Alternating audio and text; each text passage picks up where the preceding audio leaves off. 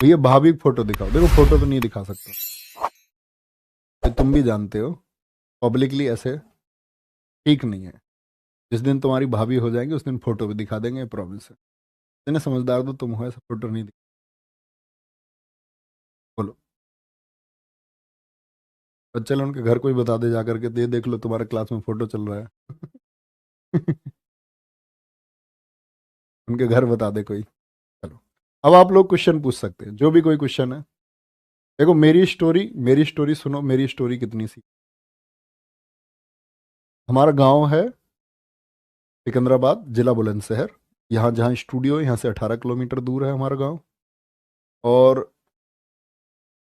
18 होगा पक्का, 18 से 19 किलोमीटर है। ठीक है, 18 ही पड़ता है, मतलब दो रास्ते हैं, एक से 18 है।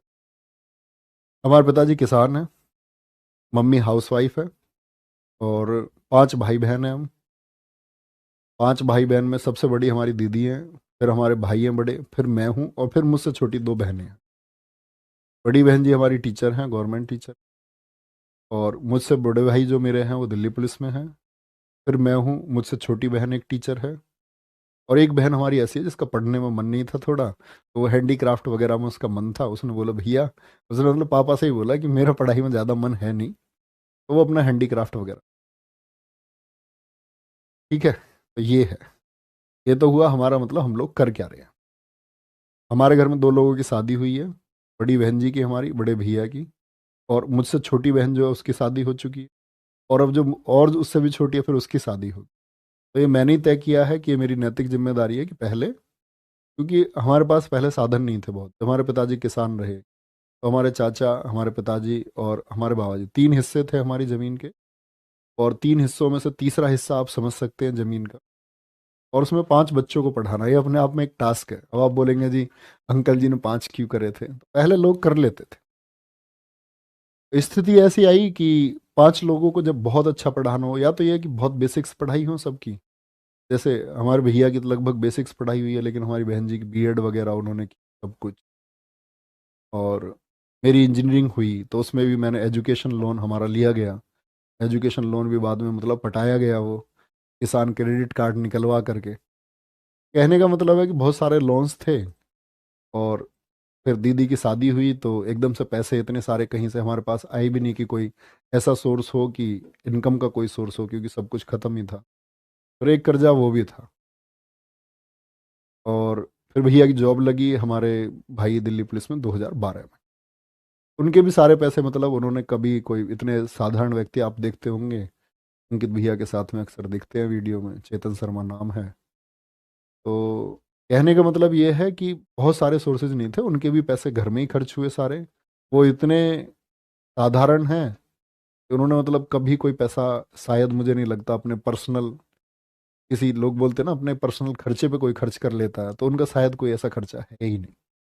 उन सब कुछ कर दिया। और हम सब की एजुकेशन के पीछे हमारी जिम्मेदार थी बड़ी बहन जी। और इसको मैं इसलिए कहता हूँ कि शिक्षा बहुत ज़रूरी है। अगर वो शायद नहीं पढ़ पाती, वो शायद बहुत अपने लिए मेहनत नहीं करती, तो हमको नहीं पढ़ा पाती। तो वो गांव में 80 से 100 बच्चे, मतलब दिन छिपे, हमारे घर मतलब लाइट भी नहीं थी। और वो दिन छिपे तक ऐसे हम, मतलब कॉपी चेक करवाने में हम भी रहते थे, जोड़ घटाने करवाने में छोटे बच्चों को, तो मतलब बहुत जोड़ दो देख के कॉपी देखनी पड़ती थी। और तब वो पैसे आते थे। और शायद जितना मुझे याद है अपनी याद में, कि हमने जो नए कपड़े पहनने शुरू किए, जैसे एक बेसिक मेमोरी होती है ना, कि जैसे मुझे बचपन तक की अपनी सारी चीज़ें याद है वैसे। लेकिन एक बार ये होता कि कभी बुआ कपड़े ले आई, कभी कोई ले आई। पहली बार खरीद के अपनी चॉइस से हमारी बहन जी ने हमें कपड़े दिलाए। वे कुछ खरीदना है तो वो इतना हमारे लिए करती थी, अपने लिए उन्होंने कुछ नहीं किया। और आज भी मतलब उनकी शादी हमारे घर से कुल 7 किलोमीटर दूर ही हुई है। और भाई साहब हमारे, मतलब हमारे यहाँ भाई साहब बोलते हैं जीजा जी को, बड़े अच्छे आदमी हैं, बहुत सज्जन है, हमारे बड़े भाई की तरह हैं। और बहुत ज़बरदस्त आदमी, इम्प्रेसिव। दूसरी बहन के हमारी हस्बैंड है, वो भी बहुत अच्छे हैं।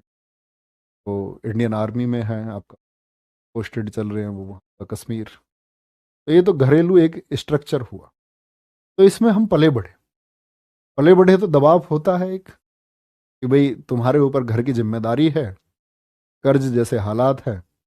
और 2 भाइयों में से एक भाई जब सफल हो जाए तो उम्मीद की जाती है कि दूसरा भी हो जाए, जिसकी एजुकेशन एक अच्छी हो।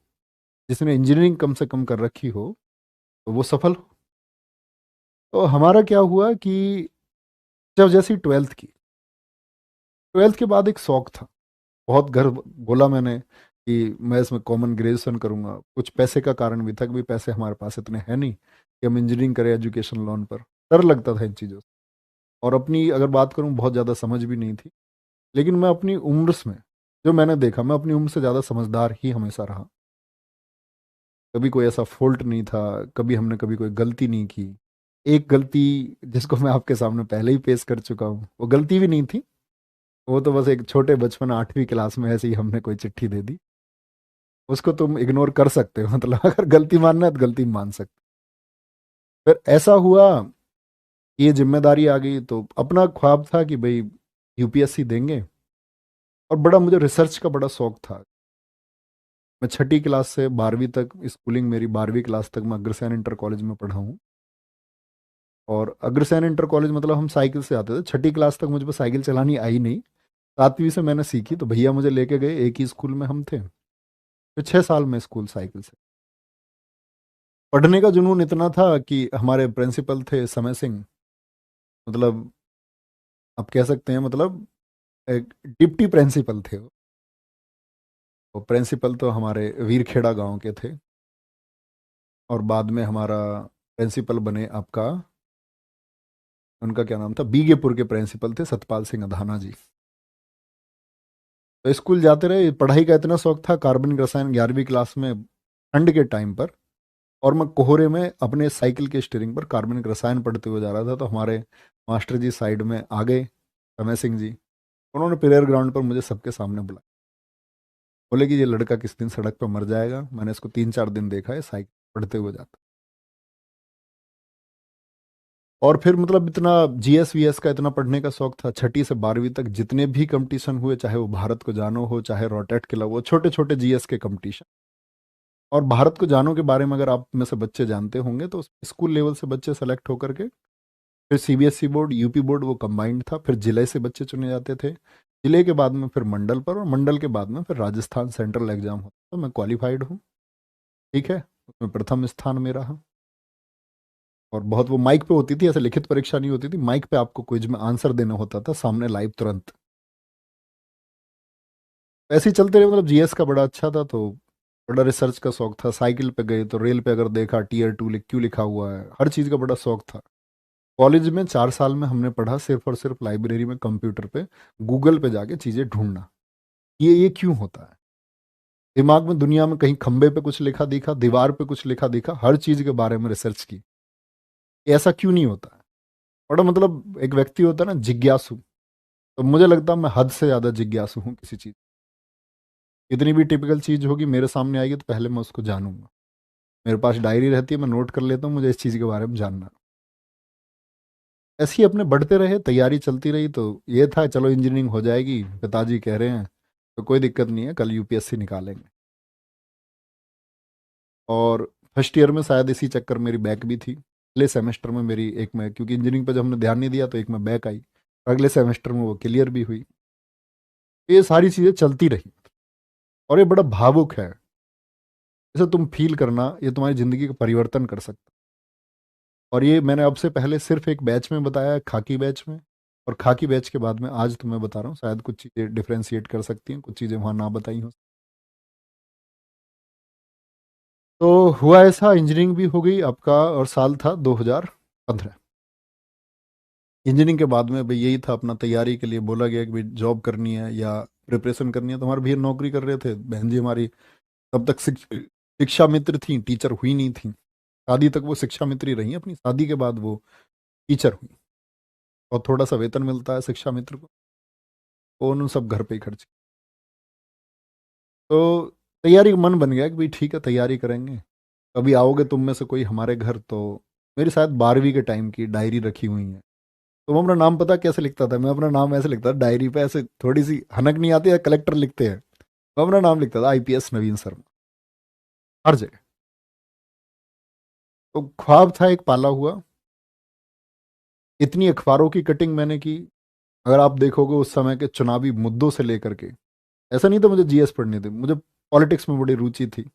मैंने चुनावी मुद्दों से लेकर के हर चीज़ की फाइलों की कटिंग, मेरे पास हर चीज़ की कटिंग होती थी। चुनाव में कौन कहाँ हुआ, ददुआ भैया क्या कर रहे हैं, चित्रकूट वाले कौन सा गैंगस्टर कहाँ क्या कर रहा है, कौन कौन से गैंग है। वीडियोस देखी हमने खूब यूट्यूब अपने कॉलेज के टाइम पे, सब रिसर्च की किसका गैंग कहाँ तक है, किसके गैंग में कौन है। और अपना पढ़ाई करते थे बहुत बढ़िया। इंजीनियरिंग में अपने पास किताबें जीएस की रही, पढ़ते रहे पढ़ते रहे, गाइडेंस लोगों से रहते रहे। दिल्ली चले गए फाइनली 2015 में, फिर तैयारी करेंगे। और मैं, हमारे चाचा जी हमारे परिवार में लोकेश, हमारे गांव से ही अरुण भाटी दोस्त है मेरे, तो हम 3-4 लोग गए तैयारी करने। एक हमारे गांव के भांजे थे तो वो गए। अब होता क्या है कि हम लोग गए वहां पर आपका अगस्त में, लगभग जुलाई के एंड अगस्त के शुरुआत में। तो हम रह रहे थे, अपना पढ़ाई हमने शुरू कर दी। कोचिंग सेंटर कोई ज्वाइन किया नहीं कि पहले किताबें पढ़ेंगे और उसके बाद में देखेंगे। और जिन कोचिंग सेंटर्स में हकीकत यह है कि शायद मैं तुम्हें पहली बार बता रहा हूँ कि दरअसल में घर में अगर ये कह के जाता कि मैं यूपीएससी की तैयारी करने जा रहे हैं, कुछ और पढ़ेंगे, हम नोवेल पढ़ेंगे, वहाँ पर हम उपन्यास पढ़ेंगे, तो उसके लिए कोई तैयार भी नहीं होता। तो जहाँ हमने एडमिशन लिया हमने क्लास नहीं की। हम गए, हमने किताबें ढूंढी बाजार में, और किताबें कभी एक पेज चलते चलते पढ़ लिया किसी का, और अपने बैग में किताब रखी एक। नोवेल बहुत पढ़े, कहानियां बहुत पढ़ी, बहुत सारी पुस्तकें पढ़ी। दिन आया अगस्त के बाद में नवंबर का। नवंबर आया तो मतलब उस टाइम ये था कि भाई सीपीओ देना है तुमको। और सीपीओ मेरा 2016 क्वालिफाइड भी हुआ, 2015 एनटीपीसी मेरा क्वालिफाइड भी हुआ। और ऐसे बिगड़ तैयारी के दिए, कुछ ज़्यादा तैयारी से नहीं दिए, क्योंकि मैथ वैथ ठीक था अपने। रीजनिंग में कुछ करना होता ही नहीं है एसएससी की में। वो बस कॉमन सी की 10-15 दिन में सीख साख के बढ़िया प्रैक्टिस करके। और उस समय मतलब बड़ी आसान सी रीजनिंग आती थी, जीएस का भी एक अच्छा लेवल होता था, हालांकि एसएससी का हमें। बात आती है नवंबर 2015 की, हमारे पिताजी का एक्सीडेंट हो गया। और उनका एक्सीडेंट हुआ तो ये मतलब एक टर्न था जिंदगी। एक्सीडेंट होने के बाद में गांव में आना पड़ा। हमारे पिताजी के 17 फ्रैक्चर थे, हॉस्पिटल में रहे, मैं हॉस्पिटल में ही रहा लगातार। और वो गेहूं बोने का समय था। पिताजी हमारे किसान है, सारी जिम्मेदारी उनकी थी। चाचा के हिस्से के खेत भी वो करते थे। और आज हमारे पिताजी की उम्र लगभग अगर बात करें तो 68-69 साल है। और अगर मैं बहन भाई बताऊं तो हमारे 2 बहन भाई और थे। एक बहन हमारी हमारे घेर में ही ट्यूबवेल है, उसमें पानी में डूब करके वो मर गई थी, एक्सपायर हो गई। हम सबसे बड़ी थी, फोटो है उनका हमारे घर पे आज भी। कहते हैं कि वो होती सबसे सुंदर होती। एक भाई था हमारा जुड़वा, ठीक है, वो एक्सपायर हो गया। तो बहुत सारी चीज़ें हुई।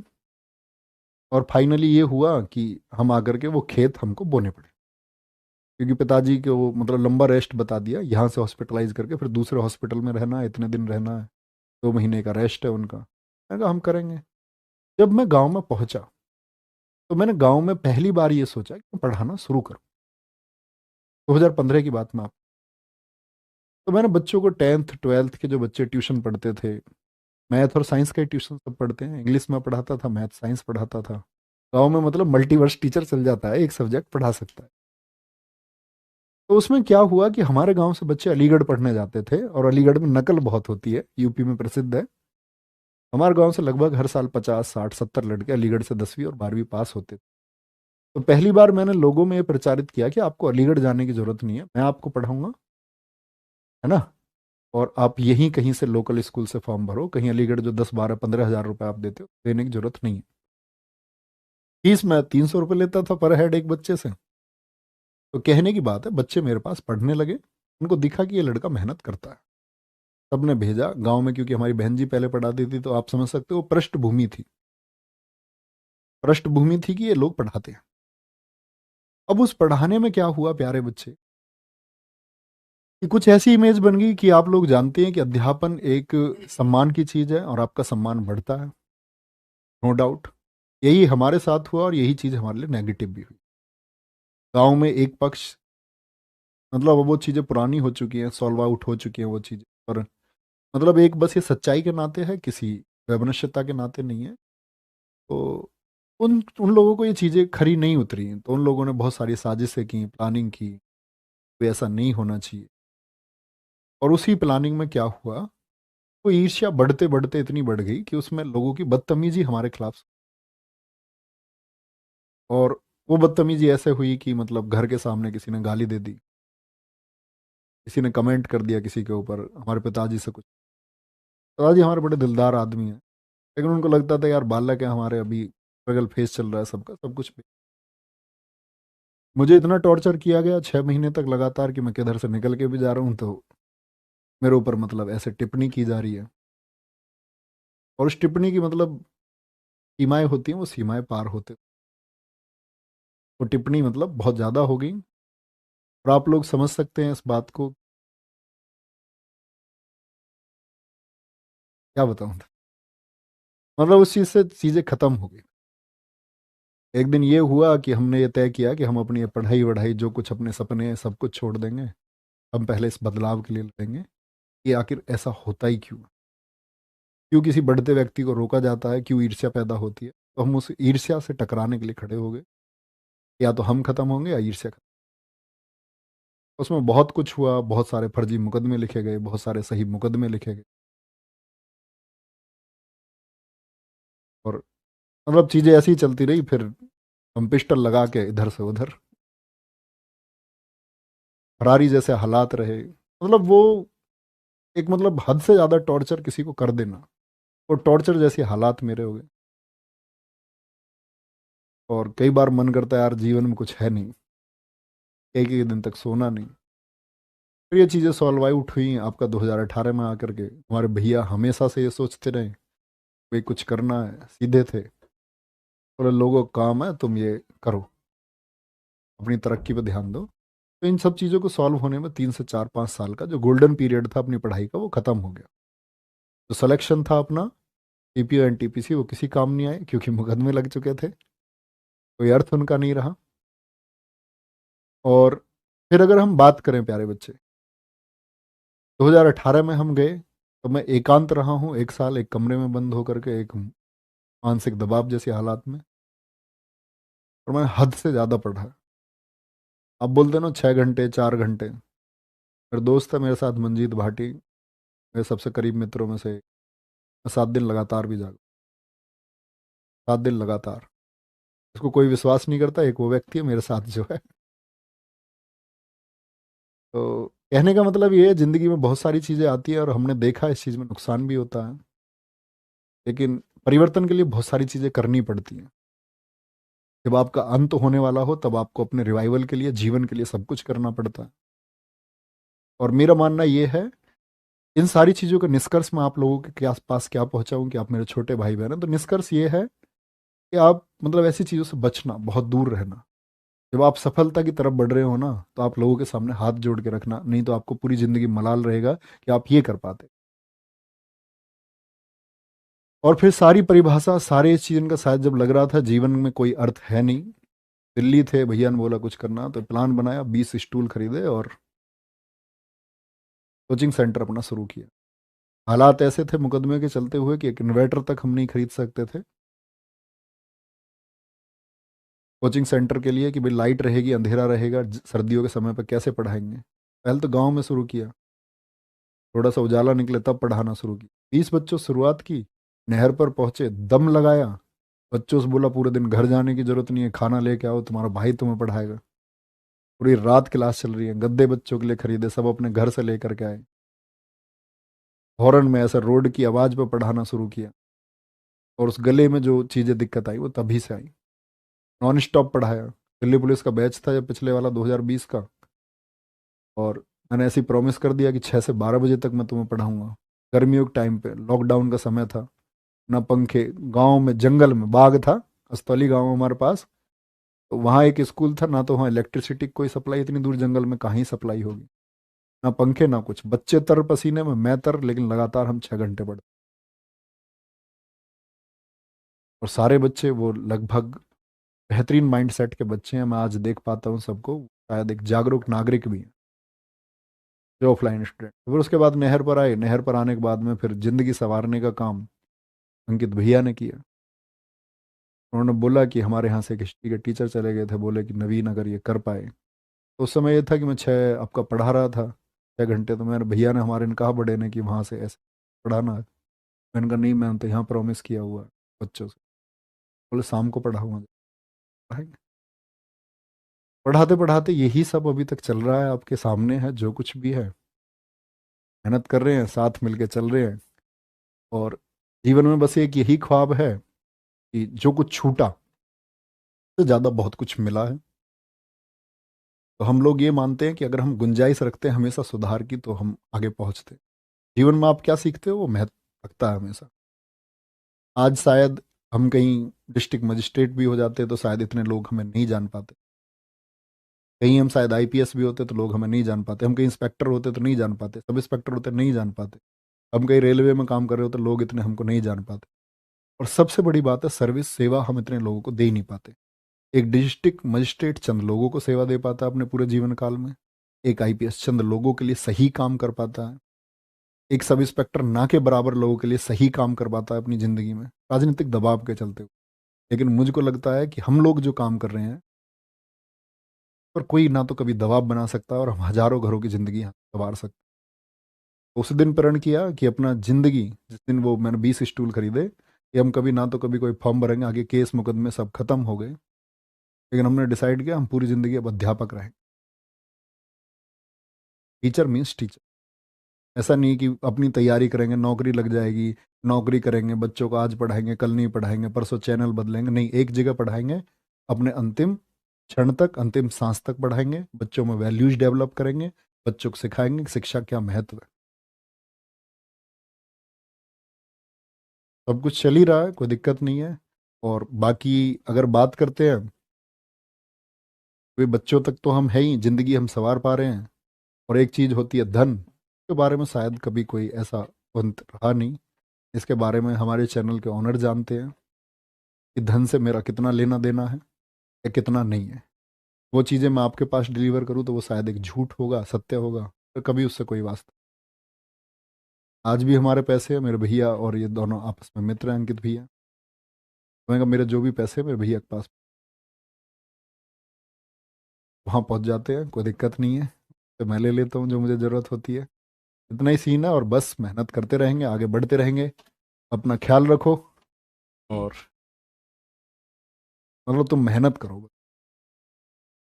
अपनी योजना बनाओ। और जीवन में कहते हैं ना, आपको एक चीज़ सिखाई जाएगी कि नसीब में जो लिखा। मेरा मानना है प्यारे बच्चे, नसीब ठीक है, हमको हर चीज़ को वैल्यूएशन देना चाहिए। लेकिन मैं आपको एक बात बताता हूँ, सबसे बड़ी चीज़ योजना होती है। आपके पास एक बेहतर योजना है और आप उस पर काम करेंगे तो आप जरूर सफल होंगे। फिर वो चाहे आपकी सरकारी नौकरी की बात हो। मैं बोलता हूँ ना, आप में से हमेशा सारे बच्चे सफल नहीं हो सकते, लेकिन आप में से बहुत सारे बच्चे सफलता के ऐसे मुकाम भी लिखेंगे जो किसी ने ना लिखे होंगे, जो आपने स्वयं नहीं सोचे होंगे कि आप इतने सफल हो सकते हैं, आप इतने सफल हो जाएंगे। मेरे को अभी भी पूछा सर आपकी कितनी सैलरी है। एक डिस्ट्रिक्ट मजिस्ट्रेट अगर ईमानदारी से जितना 10 सालों में कमाएगा इतना हम एक महीने में कमा। ईमानदारी की बात कर रहा हूँ मैं, वो भ्रष्ट हो जाए तो बात दूसरी है। वो भी एक अलग विषय है। मुझे लग रहा है मुझे सारी चीज़ें आपको बता देनी चाहिए, तो अपना ख्याल रखिए बहुत सारा। और ये भावनात्मक चीज़ें हैं, मैं इनके लिए परेशान नहीं होता, नहीं तो मैं इन चीज़ों के लिए बहुत दिन रोया भी हूँ। बहुत मतलब मानसिक वेदना होती है ना, वो उत्पन्न भी हुई है। लेकिन अब ये चीज़ें, थोड़ी सी नमी आती है आंखों में, लेकिन अब लगता है सब सही है। ये जीवन का एक अध्याय है, मुझे लगता है मेरे अनुभव का सबसे बड़ा कारण यही है कि मैं हर वर्ग में जिया हूँ। हर वर्ग से मतलब शिक्षित वर्ग से लेकर के इसी दौर में मैं बहुत सारे अफसरों से, बहुत सारे राजनीतिकों से, अपने मामले में, अपने बचाव में, लोगों के बचाव में बहुत सारे लोगों से मिला। बहुत जीवन में भागदौड़ रही 4-5। ये शायद मुझे लगता है तभी का अनुभव है और ये हमेशा काम आता है, हर एक फील्ड में हर जगह काम आता है। और ये मेरे काम आज भी आता है। बस आप लोग अपना ख्याल रखिए। अंतिम क्लास है, ये चीज़ें आपको ऐड होके मिल जाएंगी, तो अनुसरण करना। मैंने 2 लेसन आपको बताए कि ज़िंदगी में आप प्यारे बच्चे बस आगे बढ़ते रहना। कभी भी कितनी भी नेगेटिव हालात आ जाएं,